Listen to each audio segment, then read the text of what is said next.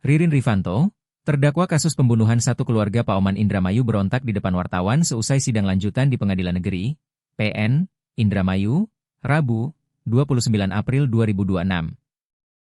Dia dengan tegas berteriak bahwa dirinya bukan pelaku pembunuhan Budi Awaludin dan keluarganya pada akhir Agustus 2025 lalu.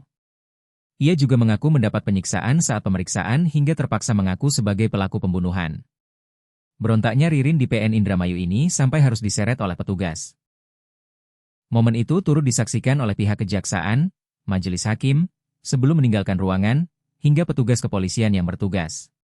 Pantauan Kompas.com di lokasi, Ririn pada momen itu sempat dilarang berbicara oleh petugas di persidangan dan dipaksa untuk segera meninggalkan ruangan. Namun, kuasa hukumnya membantu Ririn dan menahannya dari seretan petugas agar kliennya bisa berbicara kepada wartawan.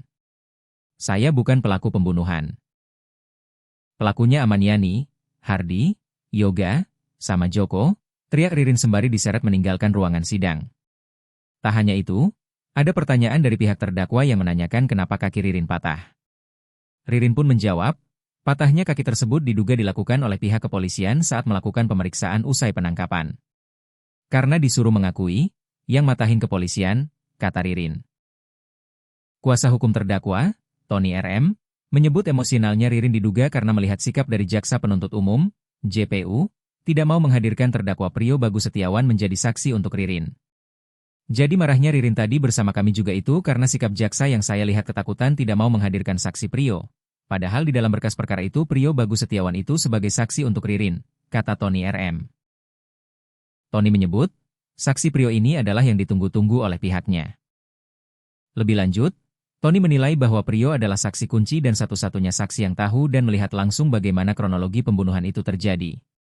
Prio itulah yang tahu pembunuhan, Prio itulah yang menyaksikan pembunuhan, tegas Tony. Diketahui alasan JPU tidak mencantumkan Prio sebagai saksi karena Prio dinilai bukan saksi mahkota atau saksi kunci dari JPU. Dan juga berdasarkan KUHP yang baru, terdakwa yang berkasnya terpisah itu tidak perlu dihadirkan di persidangan, kata JPU. Menanggapi alasan JPU, Tony RM tetap berharap Prio dihadirkan sebagai saksi kepada majelis hakim. Atau opsi lainnya, Tony meminta izin agar Prio dihadirkan sebagai saksi yang dapat meringankan dari terdakwa Ririn. Majelis hakim pun mempersilakan JPU menanggapi permohonan dari kuasa hukum terdakwa tersebut. Namun, JPU pun belum bisa memberikan tanggapan karena mesti melakukan koordinasi terlebih dahulu. Dalam hal ini, Tony RM semakin yakin adanya keterlibatan 4 nama baru di luar 2 terdakwa Ririn dan Prio, yakni Amaniani, Yoga, Hardi, dan Joko. Adapun Ririn, disebutkan Tony, tidak tahu menahu soal kejadian tersebut karena tidak ada di lokasi. Menurut pengakuannya, Ririn tengah diajak keluar TKP oleh Joko dan sampai menjelang penangkapan pun Ririn tidak diberitahu oleh terduga tersangka lainnya tersebut terkait pembunuhan satu keluarga tersebut, termasuk oleh terdakwa Prio.